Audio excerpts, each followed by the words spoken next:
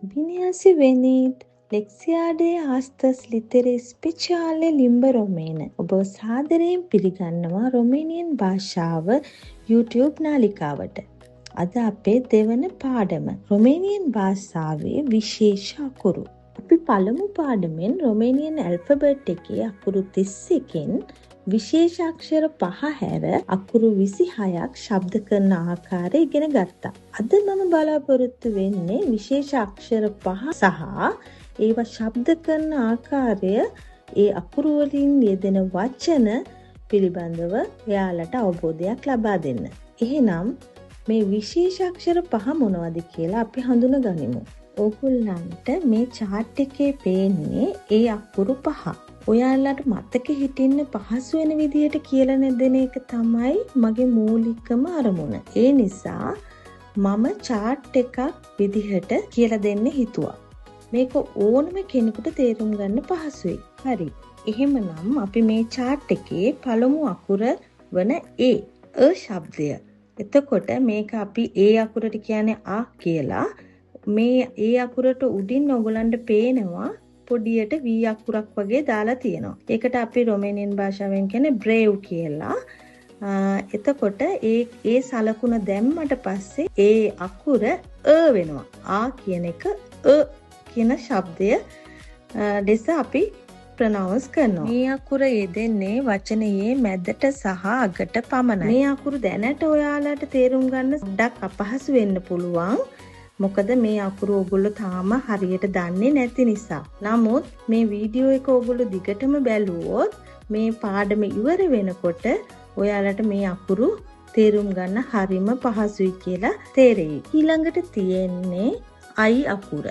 I අකුරට උඩින් තියෙනවා පොඩියට V අකුර අනිත් පැත්තට වහලයක් වගේ පොඩි ලකුණක් දාලා ඔයගලන්ට පේනවා. ඒකට අපි කියන්නේ චිර්කුම්ෆ්ලෙක්ස් කියලා. රොමේනියන් භාෂාවෙන් කියන්නේ චිර්කුම්ෆ්ලෙක්ස් කියලා. ඉංග්‍රීසි වලින් නම් සර්කියුම්ෆ්ලෙක්ස් කියලා කියන ශබ්ද වෙන්නේ. එතකොට මේ අකුරේ ශබ්දය තමයි ඊ ආ ශබ්ද දෙකේ සම්මිශ්‍රණ શબ્දයක්. ඊ ඒ වගේ තමයි මේක ශබ්ද වෙන්නේ. ඔයගලන්ට මං ඉදිරියේදී දැන් වචන කියනකොට ඔයගලන්ට ඒක ශබ්ද වෙන ආකාරය තවත් පහසුව තේරුම් ගන්න පුළුවන් වෙයි. මේ අකුර යෙදෙන්නේ වචනවල මුලට සහ අගට විතරයි. ඒ ටික විතරක් දැනට මතක තියාගත්තාම ඇති. අපි ඉදිරියේදී වචන වලට මේවා යොදනකොට ඔයගලන්ට හොඳට පැහැදිලිව තේරුම් ගන්න පුළුවන්. ඊළඟ අකුර තමයි ඒ අකුරට උඩින් තියෙනවා අර මං ඉස්සෙල්ලා කිව්වා වගේ V අකුර අනිත් පැත්තට හරවපු වහලයක් වගේ තියෙන ලකුණ. ඒක චිර්කුම්ෆ්ලෙක්ස්. අපිට එහෙම කියන්න බැහැනේ වහලයක් වගේ V අකුර අනිත් පැත්ත හරවලා එහෙම කියන්න බැහැනේ. ඒක නිසා අපි හරි වචන දැනගන්න ඕනේ. ඒ නිසා මම ඒවට කියන වචන ටිකත් ඔයගලන්ට මේකෙන් පස්සේ පැහැදිලිව කියලා දෙනවා. එතකොට මේ ඒ අකුරට උඩින් තියෙන චිර්කුම්ෆ්ලෙක්ස් කියන මාක් එක. ඒක යෙදුනහම ආ කියන එක කියලා ගැඹුරු ශබ්දයක් එනවා. ඒක එන්නේ කට ඇතුලෙන් කට විවෘත නොකර කියන විදිහට තමයි අපි ඒක ශබ්ද කරන්නේ. මේ අකුර හැම විටම වචනේ මැදට තමයි යෙදෙන්නේ. මම ඉදිරියේදී උදාහරණ වචන කියලා දෙනකොට ඔයාලට බලන්න පුළුවන් මේවා යෙදිලා තියෙන ආකාරය කොහොමද, යෙදෙන ස්ථාන කොහොමද කියලා තවත් පැහැදිලිව බලන්න පුළුවන්. ඊළඟට තියෙන අකුර S අකුර. S අකුරට යටින් තියෙනවා පුංචි කමාවක් වගේ. කමාවක් නෙමේ පොඩි ඉරි කෑල්ලක් වගේ තමයි ඇදේට දාලා තියෙන්නේ. ඒකට අපි කියන්නේ වර්ගුල කියලා. වර්ගුල. එතකොට මේකේ ශබ්දය තමයි SH කියන ෂ කියන ශබ්දය තමයි මේකට යෙදෙන්නේ. මේ අකුර මේ වාක්‍යයක හෝ වචනයක හෝ ඕනම තැනකට යොදන්න පුළුවන්. මැදට, මුලට, අගට ඕනම තැනකට යොදන්න පුළුවන්. ඊළඟ අකුර තමයි T. T එකේ තියෙන්නේ වර්ගුල එකක් දාලා එතකොට ඒක උත්ස කියලා තමයි ශබ්ද වෙන්නේ. උත්ස වචනේ ඕනම තැනකට මේ උත්ස කියන අකුර යොදන්න පුළුවන්. මේ chart එක හොඳට මතක තියාගත්තොත් ඉදිරි පාඩම් වලදී වචන කියවන්න ඔයගලන්ට ඉතාම පහසුවක් වෙනවා. භාෂාවක් උගන්වනකොට එය නිවැරදිව කියා දෙන්න ඕනේ. මේ අකුරු වලට දාලා තියෙන සලකුණු වලට කියන නම් ඔයාලා දැනගන්න ඕනේ. නැත්තම් තවත් කෙනෙකුට කියලා දෙන්න වුණොත් ඒක කියලා දෙන්න හරිම අපහසු වෙනවා. එතකොට කියන්න වෙනවා V අකුර උඩ අතට, V අකුර යට අතට, කොමාවක් වගේ, ඉරක් වගේ අන්න එහෙම තමයි කියන්න වෙන්නේ. නමුත් මේවට කියන විශේෂ නම් තියෙනවා. දැන් අපේ සිංහල භාෂාවේ තියෙන්නේ ඉස්පිල්ල, පාපිල්ල, ඇලපිල්ල එහෙම කියලා තියෙනවනේ. අන්න ඒ වගේ රොමේනියන් භාෂාවෙත් මේ විශේෂ අකුරු 5ට යොදන සලකුණු වලට කියන නම් ටිකක් තියෙනවා. අපි දැන් බලමු ඒ මොනවද කියලා. ඒවා කොහොමද හරියට උච්චාරණය කරන්නේ කියලා. මේ chart එකේ පළවෙනි අකුර එකේ තියෙන්නේ උඩට යොදලා තියෙන අර උඩට V අකුර වගේ දාලා තියෙන එකට කියන්නේ අපි ඒ සලකුණට කියන්නේ brave කියලා. එතකොට ඊළඟ අකුර අර ගැඹුරු හඬින් කියන කියන එකේ තියෙන්නේ circumflex කියන සලකුණ. ඒ වගේම කියන ශබ්දය. ඒ කියන්නේ I අකුරේ උඩට යොදලා තියෙන්නේ circumflex කියන සලකුණ. එතකොට ඊළඟට තියෙන්නේ S අකුර. S අකුරට අර පුංචි කමාවක් වගේ ඉරක් වගේ යටින් තියෙනවානේ. ඒකට අපි කියන්නේ වර්ගුල කියලා. එතකොට ඊට පස්සේ ඔයගොල්ලෝ කාට හරි කියලා දෙනකොට වර්ගුල කියලා තමයි කියන්න ඕනේ. එතකොට T එකටත් යොදලා තියෙන උත්ස. ඒකේ T අකුරට ඒ සලකුණ කියන්නේ වර්ගුල එක යෙදුනට පස්සේ අපි ඒක ශබ්ද කරන්නේ උත්ස කියලා. උත්ස. එතකොට ඒක ඒ S අකුරටයි T අකුරටයි දාලා තියෙන්නේ වර්ගුල කියන සලකුණ. මේවා යෙදුවාම මේවයි වචනවල උච්චාරණය කරන විදිහ ඒ වගේම අර්ථයත් වෙනස් වෙනවා. දැන් සාමාන්‍යයෙන් ලියනවට වඩා මේ සලකුණු යෙදුවට පස්සේ අර්ථය වෙනස් වීමක් සිද්ධ වෙනවා. ඒ කියන්නේ උච්චාරණය කරන විදිහත් වෙනස් වෙනවා. අපි දැන් බලමු උදාහරණයක් අරගෙන කොහොමද ඒක වෙනස් වෙන විදිහ. මම උදාහරණයකින් ඔයගලන්ට ඒක පැහැදිලි කරන්නම්. ඔයගලන්ට පේනවා මම උදාහරණයක් දීලා තියෙනවා. ෆාත්ස කියන්නේ මුහුණට. ඒ වගේම ඉදිරිපසටත් කියනවා ෆාත්ස කියලා. මේ ෆාත්ස කියන එකේ ඔයගලන්ට පේනවා T අකුරට යටින් වර්ගුල එකක් තියෙනවා. ඒ වගේම ඒ අකුරට උඩින් බ්‍රේව් එකකුත් තියෙනවා. එතකොට ඒක ෆාත්ස කියලා තමයි උත්ස කියලා තමයි ශබ්ද වෙන්නේ. ඊළඟට දෙවෙනි වචනේ ඔයගලන්ට පේනවා ඒ කිසිම ලකුණක් යොදන්නේ නැතුව ෆාත කියලා තියෙනවා. ෆාත කිව්වහම ඒක ගැහැණු ළමයාට කියන නම තමයි ෆාත. එතකොට ඒක නෝමල් අපි ශබ්ද කරනවා ෆාත කියලා. අරක මුහුණට කියන්නේ ෆාත්ස.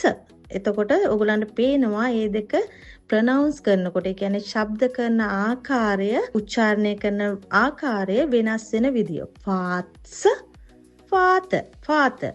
එතකොට මේ යෙදෙන සලකුණුත් එක්ක වෙනස් වෙන විදිහ ඔයගලන්ට පැහැදිලි වෙනවා. දැන් අපි මේ අකුරු සහ සලකුණු තවත් තේරුම් ගන්න පහසු වෙන්න මේවා යෙදෙන වචන මොනවද කියලා බලමු. ඒ වගේම ඒ අතරතුර ඔයගලන්ට තේරුම් ගන්න පුළුවන් මොන වගේ අකුරුද මුලට යෙදෙන්නේ, මැදට, අගට කොහොමද මේ අකුරු යෙදෙන්නේ කියලත් ඒ එක්කම තේරුම් ගන්න පුළුවන්. මම ඔයගලන්ට chart එකකින් දුන්නනේ මුලට, මැදට, අගට ඕනම තැනකට යෙදෙන්න පුළුවන් අකුරු. ඒක නිසා මේ පාඩම ඉවර වුණාම ඔයගොල්ලෝ නැවත ඒ chart එක බලලා මේවා යෙදිලා තියෙන විදිය ගැන සම්පූර්ණ අවබෝධයක් ලබා ගන්න. ඒක ඔයගලන්ට ඉදිරි පාඩම් වලට පහසුවක් වෙයි කියලා මම හිතනවා. දැන් අපි බලමු පළවෙනි අකුර ලිටරා කියලා තමයි මන් දීලා තියෙන්නේ. මේ අකුර ශබ්දය. ලිටරා කියන්නේ අකුර කියන එක. එතකොට ඒ අකුර ශබ්දයේ යෙදෙන අකුර. ලිටරා කියන්නේ අකුර. එතකොට පළවෙනි වචනය දීලා තියෙනවා හුවන්ත්. හුවන්ත් කියන්නේ වචනයට. සාමාන්‍යයෙන් වචනයට කියන්නේ අපි හුවන්ත් කියලා. ඊළඟට වන්ත්. ඒක ශබ්ද කරන්නේ වන්ත්. බලන්න අකුර ශබ්ද වෙන විදිහ වන්ත්. සුළඟ. වන්ත් කියන්නේ සුළඟට. ඊළඟට කයිනේ.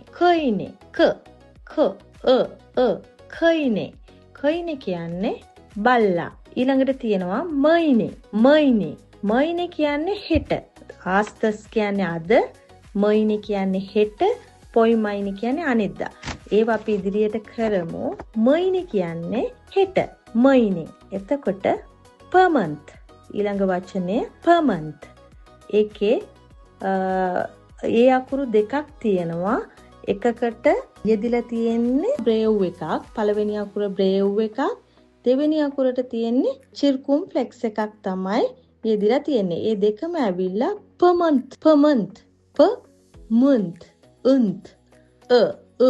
ඒක බර කළා කියන එක බර කළා තියෙනවා. per-month. හරි. එහෙමනම් අපි ඊළඟ අකුර මොකක්ද කියලා බලමු. ලිටරා ලිටරා මේකට යෙදිලා තියෙන්නේ බ්‍රේව් එකක්. ඔයගලන්ට පේනවා ඒ අකුරට උඩින් තියෙනවා ඒ සලකුණ යදලා. ඒකට අපි බ්‍රේව් කිව්වේ. අපි බලමු පළමු වචනේ මොකක්ද කියලා. බයත්. ඒ අකුර බර කළා වගේ තමයි එක කියන්නේ බයත්. බයත් කියන්නේ පිරිමි ළමයට. ඊළඟට කාස කියන්නේ ගෙය. මාස මේසය. ආප කියන්නේ ජලය, වතුර.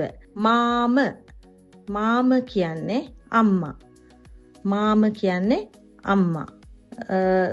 ඊළඟට අපි බලමු මේ අකුරු ඒ දෙන්නේ කොහෙටද කියලා. මම ඔයගලන්ට chart එකේ කිව්වා. අපි නැවත මතක් කරගමු. චිර්කුම්ප්ලෙක්ස් එක යොදා ඇති මුලින්ම කියු ලිටරා අකුර හැම විටම වචනේ මැදට යෙදෙනවා. ඒ වගේ දෙවන අකුර බ්‍රේව් එක යොදලා තියෙන ගැඹුරු හඬ ඇති අකුර වචනේ මැදට සහ අගට යොදන්න පුළුවන්. ඊළඟට අපි යමු ඊළඟ අකුර මොකක්ද කියලා බලන්න. උත්ස කියන්නේ ටී අකුරට වර්ගුලයක යෙදුනහම උත්ස කියන શબ્දය තමයි අපිට මේ උච්චාරණය කරන්න වෙන්නේ. එතකොට මේ උත්ස කියන එක ඕනම තැනකට වචනයක යොදන්න පුළුවන්. අපි ඒකේ බලමු වචනය මොකක්ද කියලා. සාර. ඒක අපි සාර කිව්වට සාර. ඒක ලොප් වෙලා වගේ තමයි ඇහෙන්නේ. සාර කියන්නේ රට. මුල්සුමෙස් කියන්නේ ස්තුතියි කියලා. මුල්සුමෙස්. අපි ඊළඟ අකුර ස් අකුරට වර්ගුලයක යෙදිලා තමයි ස කියනක. sh කියන කියන ශබ්දය තමයි ඇහෙන්නේ, ප්‍රොනවුන්ස් වෙන්නේ. මේකත් ඕනම තැනකට යොදන්න පුළුවන්. අපි බලමු ඒකෙන් යෙදෙන ශබ්ද මොනවද කියලා, වචන මොනවද කියලා. ස්ක්වාල කියන්නේ පාසලට. ස්ක්වාල. ස්ක්වාල. ඊළඟට ශාප්තේ කියන්නේ හත. අපි බලමු ඊළඟ අකුරට යන්. මේ අකුර අයි අකුරට චිර්කුම්ෆ්ලෙක්ස් එකක් යෙදිලා මිශ්‍ර ශබ්දයක් මිශ්‍ර කියන ශබ්දය ප්‍රොනවුන්ස් වෙනවා.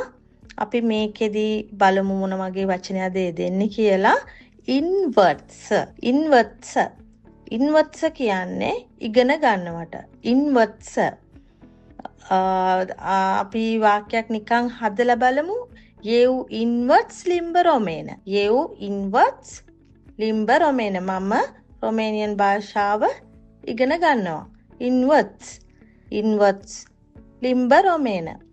යව් කියන්නේ මම ඉන්වර්ට්ස් ලිම්බ රොමේන. ලිම්බ රොමේන කියන්නේ රොමේනියන් භාෂාව. අපි ඉදිරියේදී මේවා හැම වචනයකින්ම වාක්‍ය හදමු. දැනට මම මේ ඔයගලන්ට පැහැදිලි වෙන්න තමයි මේක යෙදෙන විදිහ මේ විදිහට වාක්‍යයක් කිව්වේ. දැනට ඔයගලන්ට අමාරුයි මුලම ඉගෙන ගන්න අයට. ඊළඟ වචනේ බලමු. ඊළඟ වචනය අන්ගෙත්සාත. අන්ගෙත්සාත කියන්නේ අයිස්ක්‍රීම් වලට. එතකොට ඒ වචනේ හැදෙන්න සලකුණු 3ක් යෙදিলা තියෙනවා. I අකුරට චිර්කුම්ෆ්ලෙක්ස් එකක් යෙදিলা තියෙනවා. T අකුරට වර්ගුල එකක් යෙදিলা තියෙනවා. එතකොට ඒ අකුරට I චිර්කුම්ෆ්ලෙක්ස් එකක් යෙදিলা තමයි අන්ගෙත්සාත කියලා වචනේ හැදිලා තියෙන්නේ. අන්ගෙත්සාත. අපි මේකෙනුත් වාක්‍යයක් හදලා බලමුද? අපි බලමු ඉමි ප්ලාචේ සර්මනක් අන්ගෙත්සාත. ඉමි ප්ලාචේ සර්මනක් අන්ගෙත්සාත. ඉමි ප්ලාචේ කියන්නේ මම කැමති. ඉමි ප්ලාචේ. සර්මනක් අන්ගෙත්සාත කියන්නේ මනක් කියන්නේ කන්න. අන්ගෙත්සාත කියන්නේ අයිස්ක්‍රීම්. එතකොට මම කැමති අයිස්ක්‍රීම් කන්න.